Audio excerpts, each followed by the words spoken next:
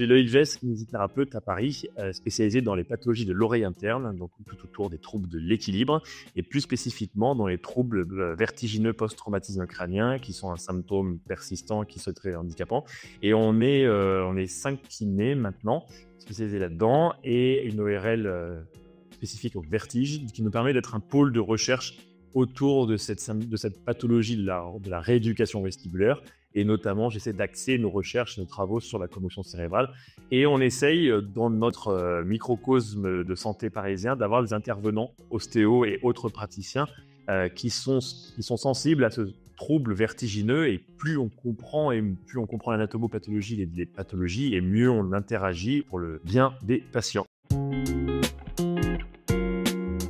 travaille avec les mêmes patients parfois. Et l'idée, c'est de comprendre qu'est-ce que c'est que la pathologie de l'oreille interne, donc qu'est-ce que c'est que le vertige d'origine vestibulaire, avec différentes pathologies qui sont très spéciales, que ce soit le vertige positionnel, le déficit vestibulaire, le trouble fonctionnel, comprendre aussi les vertiges de Ménière, parce que c'est quelque chose qui est beaucoup diagnostiqué en France, parce que Ménière est français. Du coup, là, dans la fac de médecine, on parlait beaucoup de Ménière.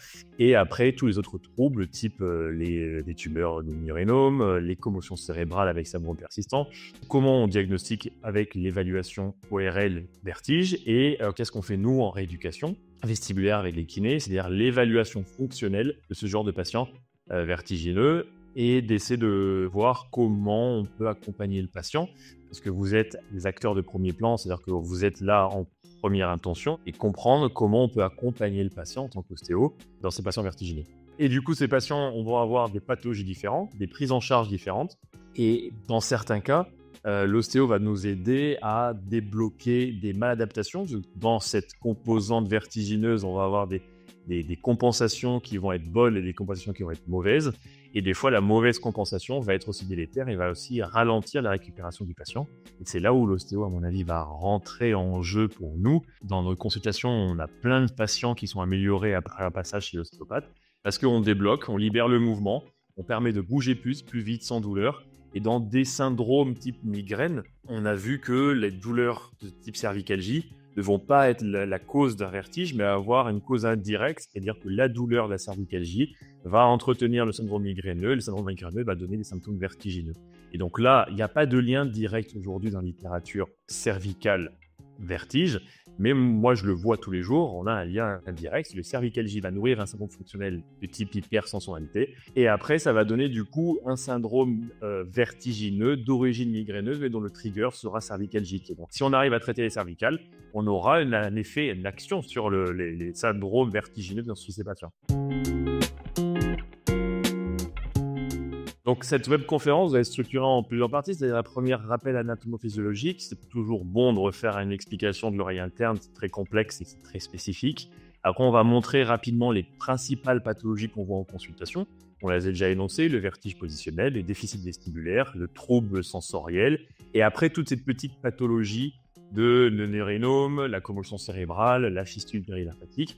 Et ensuite, on va expliquer les grandes lignes de la rééducation vestibulaire. Qu'est-ce qui se passe quand on fait la rééducation vestibulaire? Parce que, comme on l'a dit, vous êtes au plus près des patients. Les ostéos sont au plus près des patients. Et donc, si vous arrivez à expliquer déjà aux patients ce qui se passe et pourquoi ils ont des vertiges, ils seront déjà beaucoup moins anxieux.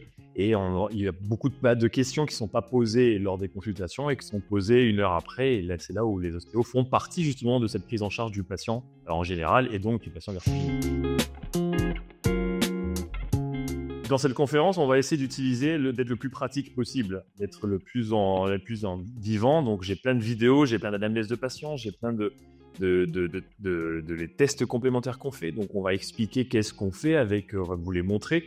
Je serai même dans mon cabinet, donc je vous montrerai vraiment sur moi qu'est-ce qui se passe en vous montrant sur mon écran, parce qu'on explore l'oreille interne en regardant les yeux. Donc, on va essayer de vous faire en live embarquer dans un cabinet de kiné. Qu'est-ce qui se passe? L'évaluation, toute cette évaluation avec des case reports qui illustreront tout ça pour être le plus pratique possible, pour que ce soit le plus dynamique. Nous, ici au cabinet, on est spécialisé dans les prises en charge vertigineuses des commotions cérébrales, notamment dans le sport. Et cette commotion cérébrale est l'exemple même de l'utilité de cette évaluation fonctionnelle, parce que c'est souvent des patients qui n'auront pas d'atteinte vestibulaire périphérique, très peu, certains moments, mais dans la littérature très peu. Et on va avoir un syndrome fonctionnel, et c'est là où on va vous montrer les examens complémentaires, les examens qu'on fait au cabinet, qui permettront de mettre en lumière des troubles vertigineux chez ces patients, alors que l'oreille interne est saine. Et c'est là où l'ostéopathe aussi est très utile. Moi, j'ai plein de patients qui ont des traumas faciaux, et ces traumas faciaux, ou même au niveau cervical, vont être bloqués au niveau cervical, dérangés, et ça, je vous connaissez bien mieux que moi. Et donc, le fait d'aller traiter, justement, que ce soit point de vue de l'ATM ou des cervicalgies, on nous permet de libérer le patient et d'être beaucoup plus efficace au niveau de la rééducation vestibulaire. L'intérêt de cette conférence, ça va être de permettre d'améliorer les connaissances autour de cette pathologie particulière du syndrome vertigineux et du coup d'insérer l'ostéopathe dans cette prise en charge multidisciplinaire avec un meilleur vocabulaire, une meilleure interaction, une meilleure communication entre les professionnels de santé et qui va nous permettre une meilleure prise en charge de ces patients. Le bénéfice de cette conférence, par exemple, ça va s'illustrer par le patient qu'on a eu il y a un mois, qui était venu après un trauma crânien de la face et qui était venu avec des syndromes vertigineux et qui doit être adressé pour rééducation vestibulaire de patients traumatisé crânien. Et rapidement, j'ai compris qu'on ne servait à rien, c'est-à-dire qu'il n'y avait pas d'atteinte vestibulaire, il n'y avait pas de troubles fonctionnels et la rééducation n'était pas efficace. Et en discutant avec l'ostéopathe qui est dans mon quartier, il a réussi à faire une prise en charge au niveau de la mâchoire et des cervicales parce qu'il y avait à côté de son syndrome vertigineux, il avait des élancements musculo-faciaux, c'est-à-dire qu'il y avait des spasmes, il avait des douleurs, des tensions au niveau des temps, des tensions cervicales. Et rapidement, j'ai compris que ce n'était pas pour moi, que ce n'était pas moi qui allais traiter ce patient. Et c'est l'ostéopathe, et grâce justement à cette communication qu'on a ensemble, qui connaît nos patients, avec qui on discute régulièrement, et il a traité justement l'ATM, le point d'impact de son trauma crânien et au niveau cervical, et il a traité ses vertiges. Donc ça, c'est l'exemple même de cette coopération qu'on devrait mettre en place. Mieux on se connaît et plus on est efficace pour les patients. Donc vous avez forcément des patients vertigineux dans vos consultations qui viennent en première intention ou au décours de la consultation, vous allez amener à parler de vertige. Si ça vous intéresse de mieux comprendre ce mystère du syndrome vertigineux et comment on le traite, comment on le diagnostique d'un point de vue médecin, comment on le traite d'un point de vue kiné et comment vous pouvez vous insérer dans ce tissu de professionnels de santé, dans cette prise en charge du patient vertigineux, je vous invite du coup à nous rejoindre le 12 décembre avec les tests STO, vos conférences pour mieux comprendre le vertige.